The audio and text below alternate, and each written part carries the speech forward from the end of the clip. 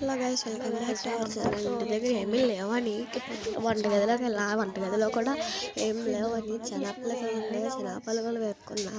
అవి కూడా మీకు ఇప్పుడు చూపిస్తా గైస్. అవి కూడా శనగపలకలు వేపుకోవాలి. ఏం చేయాలి చూపిస్తానండి, ఒక నిమిషం. శనగపలుకులా ఇంకేమన్నా వేపుకుందామా? వద్దులే, శనగపలుకులే వేపుకోవచ్చు. అవే బాగుంటాయి అనుకుంటా. శనగపలుకులు వేపుకుంటే ఇంకా మొన్న శనగపలుకులు ఉన్నాయి కదా, శనగపలుకులు వేసుకుంటే సరిపోతుంది. శనగపలుకు ఏమైనా వేపుకోవాలి, వేసుకుంటే సరిపోతుంది. ఒక పక్కకి ఏమైనా పక్కన వేసేసి ఉంటే ఇంకొంచెం శనగపలుకు వేపుకున్నాను. భాషలో ఏమంటారో తెలియదు, మా భాషలో అయితే శనగపలుకులు అంటారు. మీకు ఇంతకీ మీ భాషలో ఏమంటారో కామెంట్ చేయండి. మా దాంట్లో శనగపలుకులు అంటారు గాయస్.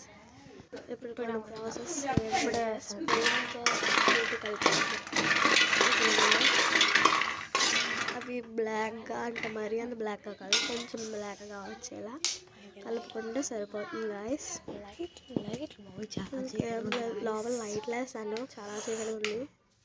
ఇదిగోండి, ఒక గదిలో లైట్ వేసా, ఇంకో గదిలో ఒకటి లైట్ వేసా, ఇంకా ఒక గది ఉంది, ఈ గదుల్లో కూడా లైట్లు వేసా గాయస్. బాబాయ్ పొయ్యి మీద శనగపలుకులు వెళ్ళిపోవాలి బాబాయ్ గైస్. ఇంకా రెడీ అవ్వలేమయ్యా, ఏం మాటలదిలే, కొంచెం బాగానే ఉన్నాయి అమ్మయ్యా. ఇంకా ready just miss guys, just అల్లగా. ఇంకా 5 minutes ఉంటే సరిపోతుంది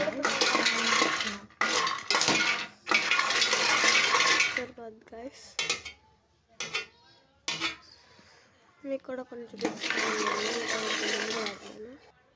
చూసారా గాయస్, ఒకటి టేస్ట్ చేసాం. ఇంకా కొంచెం ఉడికితే బాగుంటుంది.